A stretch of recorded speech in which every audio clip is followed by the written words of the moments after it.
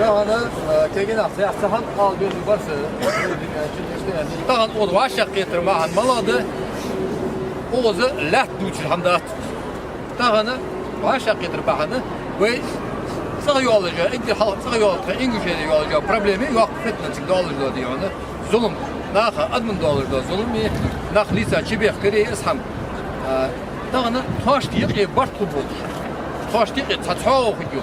Dağın taveciri habaka okullatı. Noşki taveciri bu. Oğul gaydı, o mel gaydı, o aqıydı. Nasıl olacak? Vay naha yıkı kim oldu orada? Kamen nahda toğuz hadi akala. Onu Allah onu bart sebep bedal oluyor diyor. Onu ne kadar sam khudda. Akta al biz barsa dağını internete ahişa bağır bu nah. Kegina. Valla diyor bey. Şehak nasıl kaşıra?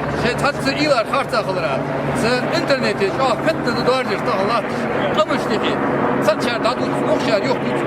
Şişe mahbuası da hamar diyor. Ana hayır iki diyor. Okul diyor dersin sen ah dağını. Şart soğurda hamar tut. Şart soğurda ham tut vardır.